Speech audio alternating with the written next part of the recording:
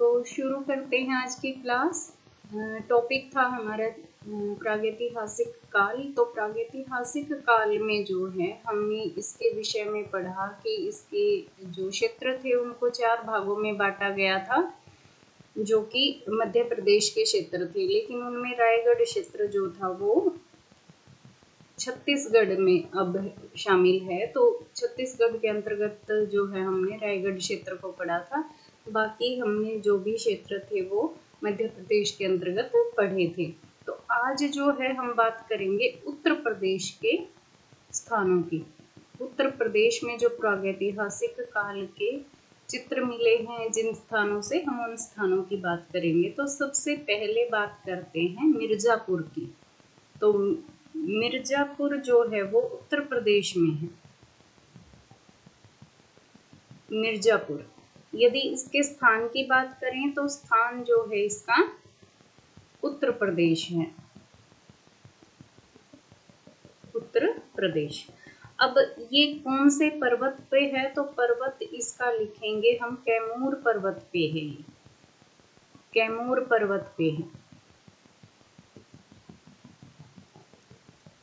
और नदी की बात करें तो नदी है सोन नदी। सोन नदी पर कैमूर पर्वत पे है, सोन नदी पर है, स्थान है उत्तर प्रदेश। अब इसकी खोज की यदि बात करें तो खोज किसने की और कब की? तो खोज में इसमें 2 नाम आएंगे। एक 1880 में आर्चिबाल्ड कार्लाइल। देखिए मैंने आपको एक ट्रिक बताई थी आर्चिबाल्ड कार्लाइल। एक ट्रिक बताई थी कि चित्र जो है वो कार में लाई, मिर्जापुर से चित्र कार में लाई। तो कार्लाइल हो गया मिर्जापुर से। तो सबसे पहले जो है प्रागैतिहासिक चित्रों की यदि खोज हुई थी तो वो सबसे पहले हुई थी मिर्जापुर में। पूरे प्रागैतिहासिक काल में सबसे पहले मिर्जापुर के चित्रों की खोज हुई थी। 1880 में आर्चिबाल्ड कार्लाइल ने की थी। फिर 1883 में यानी कि 3 साल बाद किसने की? जॉन कॉकबर्न ने। जॉन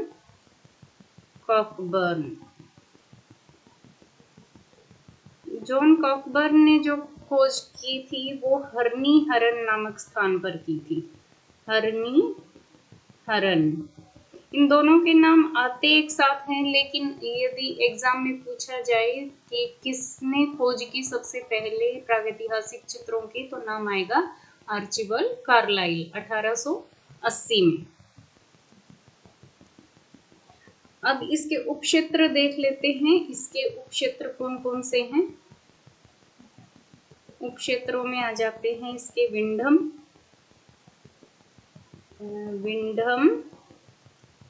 कोहबर,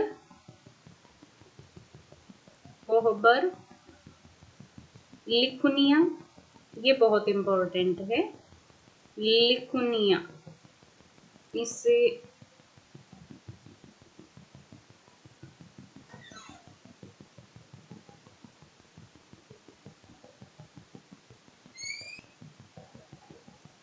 सोरो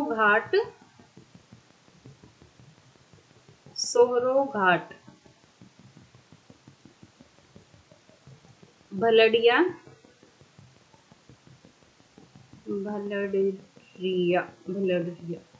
ओके, और घोड़मंगर। जो इसमें इंपॉर्टेंट है उन सब के नाम में यहाँ पर लिख रही हूँ। तो घोड़मंगर गए है ये, ओके। अब जो है इसमें कुल गुफाओं की यदि बात करें, यहीं पर लिख देते हैं स्थान के आगे कि कुल गुफाएं इसमें कितनी मिली हैं भाई। कुल गुफाएं, अगर कुल गुफाओं की मिर्जापुर में बात की जाए तो 100 से अधिक गुफाएं जो है यहाँ पर मिली हैं। 100 से अधिक गुफाएं मिली हैं। सबसे ज्यादा गुफाएं अगर बात करें तो वो हैं आपकी भीमबेटका में, और उसके बाद जो है वो मिर्जापुर में। और यहाँ से 5000 ईस्वी पूर्व के चित्र प्राप्त हुए हैं। यानी कि इतने पुराने यहाँ से चित्र मिले हैं। अब यदि विंडम की बात की जाए, सबसे पहले हमने विंडम लिखा है तो विंडम को ही देख लेते हैं कि विंडम में क्या क्या मिला है भाई। विंडम में क्या कुछ खास है, तो यहाँ पर विंडम आ गया। अब विंडम की खोज जो है जगदीश गुप्त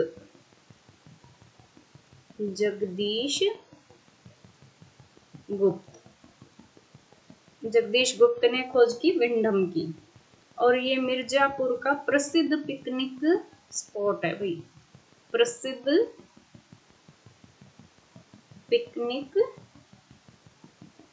स्थल है।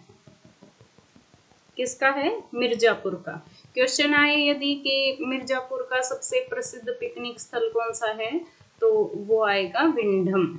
तो इस क्वेश्चन को भी याद रखें, दोनों क्वेश्चन जो है एग्जाम में आ चुके हैं, इसकी खोज भी पूछी जा चुकी है और प्रसिद्ध पिकनिक स्थल जो है मिर्जापुर का वो भी पूछा जा चुका है, तो वो हो गया विंडम। अब देख लेते हैं घोड़मंगर, नेक्स्ट पेज पे देखते हैं। घोड़मंगर की यदि बात करें तो घोड़मंगर, एक मिनट, घोड़मंगर, हाँ। अब घोड़मंगर में क्या कुछ खास है, आप ये देख लेते हैं। तो घोड़मंगर से जो मिला है हमें, वो गेंडे का आखेट मिला है। गेंडे का आखेट, आखेट होता है शिकार, आखेट। वैसे भी ये शिकार प्रधान जो है प्रागैतिहासिक काल जो है वो इसमें आखेट चित्र सबसे ज्यादा मिले हैं। अब नेक्स्ट आता है भलडरिया। अब इसमें क्या इम्पोर्टेंट मिला है भलडरिया में? इसमें मिला है घायल सुअर। अब क्वेश्चन आ जाता है कि घायल सुअर, अगर ऑप्शन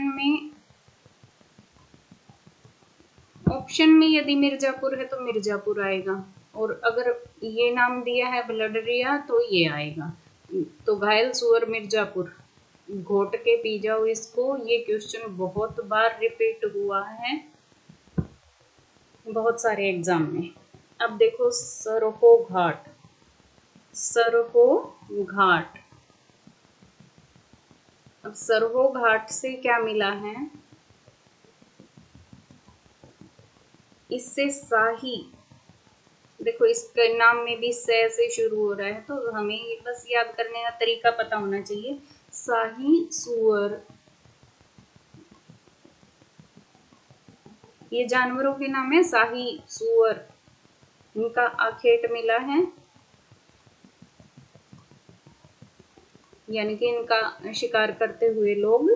और प्लस इसके साथ में एक मिला है हाथ के छापे, सॉरी हाथी बोल गई मैं, हाथ के छापे, जैसे स्टेंशिल होता है ना, ऐसे हाथ के छापे के कलर में ऐसे कैसे हाथ को डिप किया और उसको जो है मैंने क्या ही बना दिया हाथ के छापे, ठीक है, हाथ के छापे मिले हैं। अब देखिए लिखुनिया की बात करें तो लिखुनिया भी जो है मिर्जापुर का ही एक क्षेत्र है। Likhuniya most important place of प्रागैतिहासिक काल, इससे भी क्वेश्चन आया हुआ है। यहाँ पर जो है ये है गरई नदी के किनारे पर, गरई नदी, इसकी नदी भी पूछी जा चुकी है एग्जाम में एक बार। गरई नदी के किनारे पर है लिखुनिया, और इसमें क्या क्या मिला है भाई? बारहसिंगा, बारहसिंगा और एक मिनट, बारहसिंगा, ओके। हाथी मिला है, हाथी, सांभर, ये भी एक जानवर है, सांभर। अब सबसे इम्पोर्टेंट चीज इसमें क्या मिली है? नृत्य करते हुए चित्र, नृत्य चित्र जो मिले हैं इससे वो बहुत इम्पोर्टेंट है, क्योंकि नृत्य चित्रों के लिए जो प्रसिद्ध स्थान है वो कौन सा है, लिखुनिया है।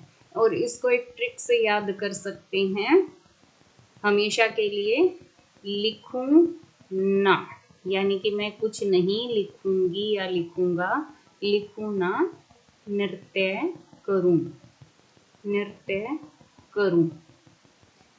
अब किसी को पढ़ने लिखने के लिए बोल दिया जाए और उसका मन ना हो पढ़ने लिखने का और उसका डांस में अगर मन है तो वो क्या कहेगा कि लिखूं ना, नृत्य करूं। तो ये क्या हो गया, लिखुनिया नृत्य चित्रों के लिए प्रसिद्ध है और ये इसकी ट्रिक है। तो इस तरीके से इसको याद कर सकते हैं। अब हरनी हरन को और देख लेते हैं। हरनी हरन, हरनी हरन ये भी यहीं का क्षेत्र है, उत्तर प्रदेश का ही।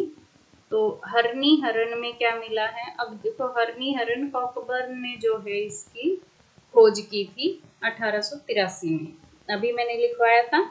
और यहाँ से जादू टोने से संबंधित चित्र मिले हैं, जादू टोने से संबंधित चित्र मिले हैं, टोने से संबंधित चित्र। ठीक है, तो ये हो गया हमारा। अब आ जाते हैं मानिकपुर। मानिकपुर, मानिकपुर को देख लेते हैं। ये भी उत्तर प्रदेश का ही स्थान है, उत्तर प्रदेश में ही पड़ता है ये भी।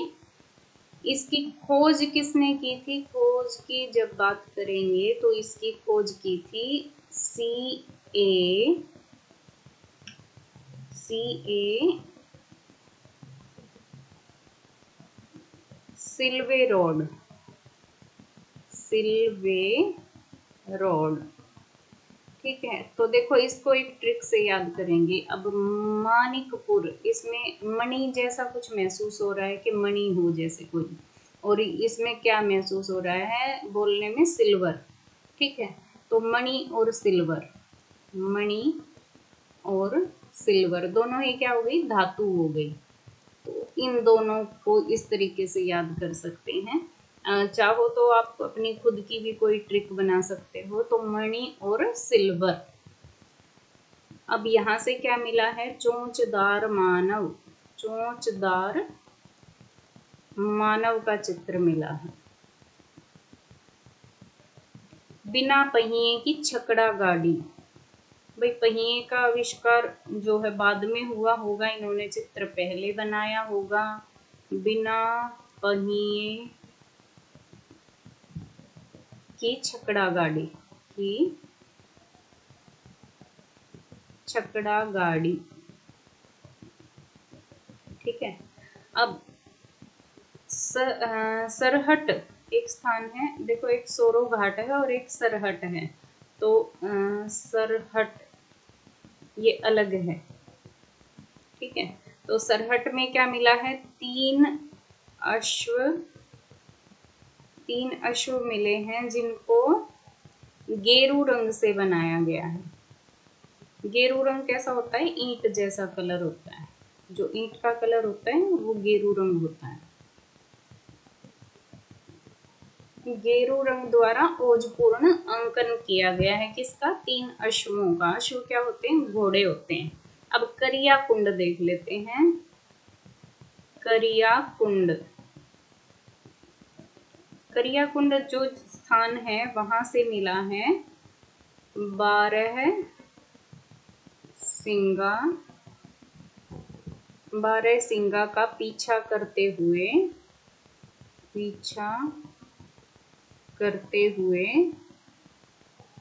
धनुर्धारी।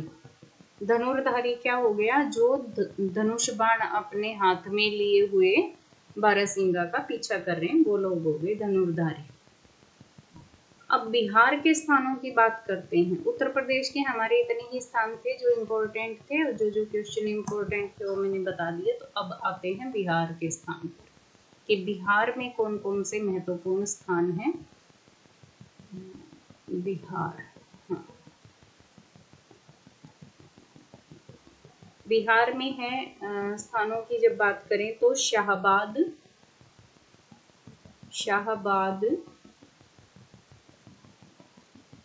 चक्रधरपुर है,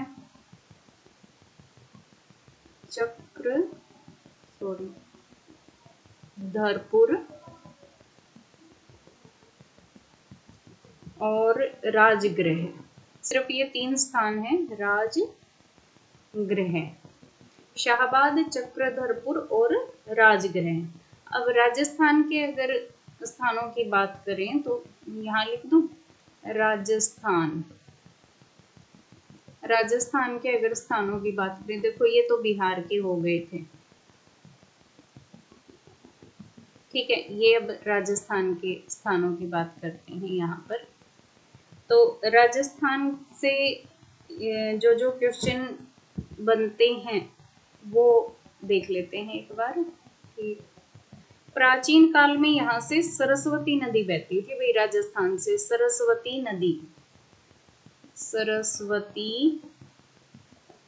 नदी बहती थी, ठीक है। और सरस्वती नदी बहती थी जिसके किनारे पर ऋग्वेद की रचना हुई थी। किसकी रचना हुई थी?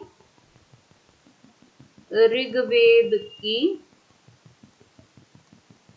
रचना हुई थी।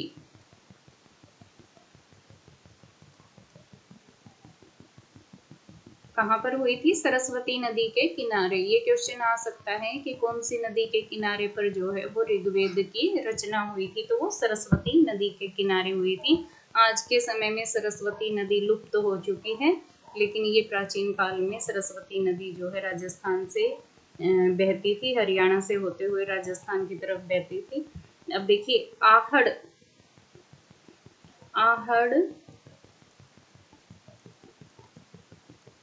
राजस्थान का स्थान है तथा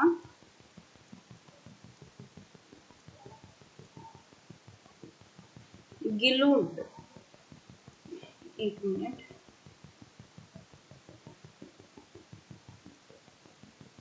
आहड़ तथा गिलुंड जो है वो राजस्थान के ताम्रपाषाणकालीन केंद्र थे, या केंद्र अभी भी है, मतलब ये तो केंद्र थे ये उसके। अब ओसीपी देख लेते हैं यहाँ से जो है कौन से बर्तनों का संबंध है भाई? ओसीपी क्या होता है? ओकर कलर होता है ना, ओकर कलर पॉटरी, सॉरी एक मिनट, ओकर कलर पॉटरी, ठीक है। जैसे ब्लू पॉटरी है ऐसे ही ओकर कलर पॉटरी है। और ये कब थी? ताम्रपाषाण काल के समय से थे। तो इसके बर्तनों का संबंध जो है, यहाँ जो बर्तन मिले हैं उनका संबंध जो है वो ताम्रपाषाण काल से है, यानी कि प्रागैतिहासिक काल के बाद जो बर्तन यहाँ पर ताम्रपाषाण काल में बने थे वो किस नाम से जाने गए? ओसीपी। इसका ज़्यादा कुछ नहीं पूछते हैं, ओसीपी की फुल फॉर्म पूछ लेते हैं, तो ये याद रखेंगे कि ओसीपी क्या है? ओकर कलर पॉटरी है। अलनिया की जब बात करें तो ये अलनिया जो है अलुनिया नदी पर है। नदी कौन सी है? अलुनिया या अलनिया नदी पर है ये, इसीलिए इसका नाम अलनिया पड़ा हुआ है। और इसी को क्या बोलते हैं? सीता जी की मांडना। सीता जी की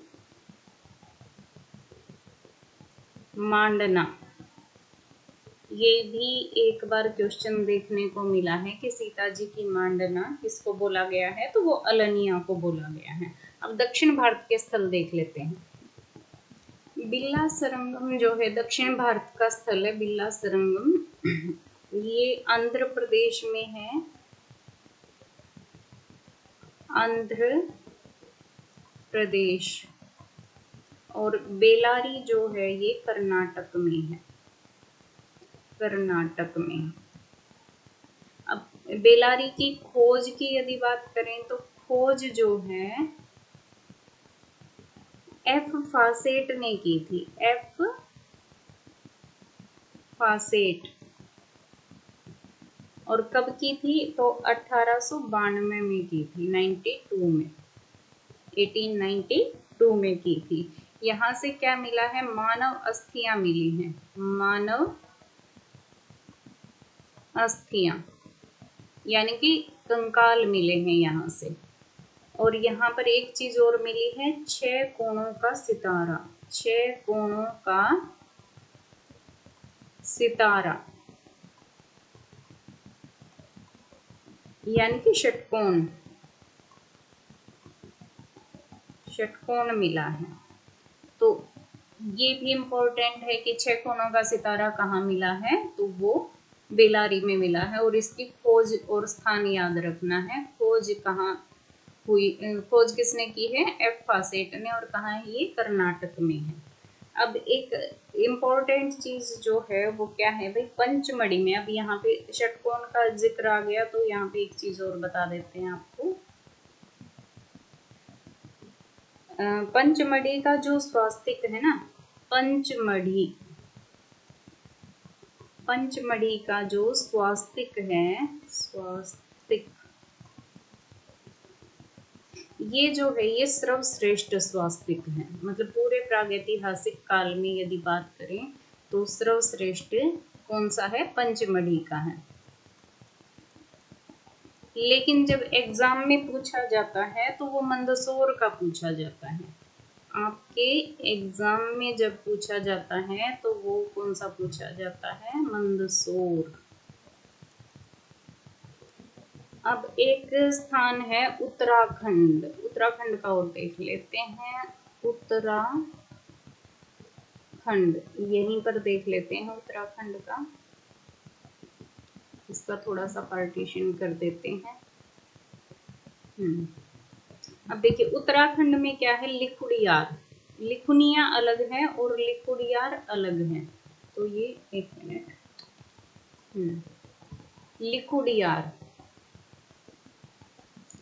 लिखुड़ियार, लिखुनिया अलग है और लिखुड़ियार अलग है, ये उत्तराखंड का स्थान है। अब इसकी खोज किसने की थी, खोज की थी के जी नाटियाल ने, के जी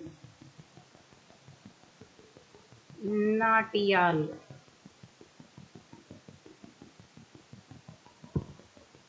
इसमें मिली हैं लहरदार रेखाएं, जैसे समुद्र की लहरें होती है ना, ऐसे लहरदार रेखाएं मिली हैं यहाँ से। और दूसरा क्या मिला है, नृत्य करते हुए मानव, या ये लगा लीजिए हाथ में हाथ डाले हुए मानवाकृतियां, कुछ इस तरीके से बनी हुई है, एक के बाद एक, एक के बाद एक, मतलब हाथ में हाथ डाले मानवाकृतियां बनी है। तो ऐसे मानवाकृतियां,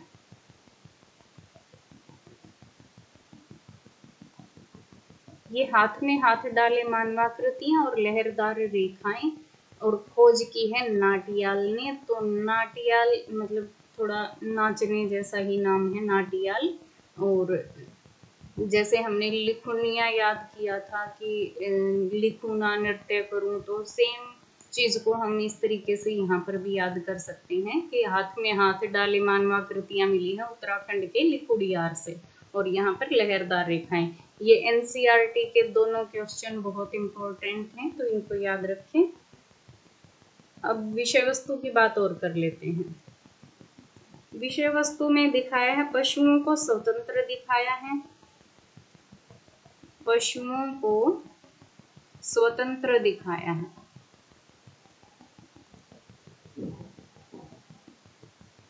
शिकार दृश्य दिखाए हैं।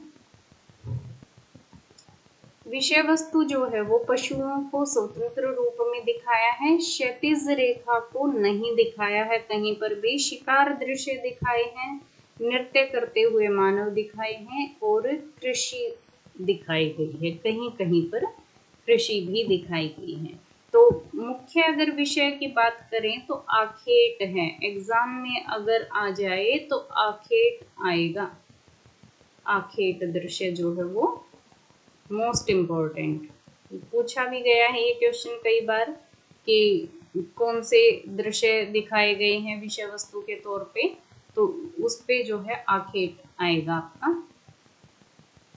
अब देखिए क्षैतिज रेखा नहीं दिखाई गई है, हैचिंग की यहाँ पर इन्होंने हैचिंग बनाई है, हैचिंग। अब किसी भी बच्चे को यदि हैचिंग नहीं पता है तो देखिए पेंसिल शेडिंग में जब इस तरीके से आप पेंसिल चलाते हैं तो वो हैचिंग आता है, और अगर इस तरीके से चलाएंगे तो ये क्रॉस हैचिंग होता है, क्रॉस हैचिंग। ठीक है, तो ये क्रॉस हैचिंग होता है। ज़्यादा शेड दिखानी हो हमें, छाया प्रकाश का प्रभाव दिखाना हो तो हम हैचिंग का यूज करते हैं। इसे याद रखेंगे, ये हैचिंग और ये क्रॉस हैचिंग है। ये धूप छांव दिखाने के लिए होती है। एक मिनट, धूप छांव दिखाने के लिए यूज होती है।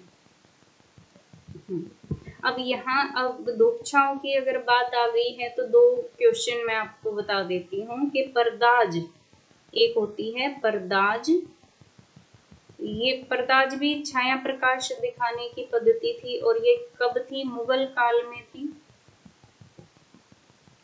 अब ये मत सोचिए कि प्रागैतिहासिक काल में मुगल काल कहाँ से आ गया, लेकिन ये क्वेश्चन इससे रिलेट था, इसलिए यहाँ पे बताया जा रहा है कि शाहजहां के काल में जो है परदाज यानी कि जो छाया प्रकाश दिखाने की परंपरा है वो शाहजहां के काल में थी।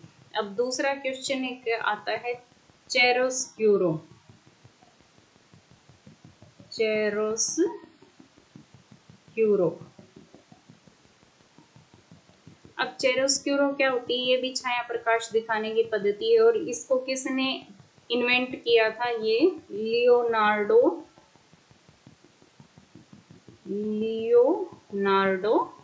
दा विंची ने।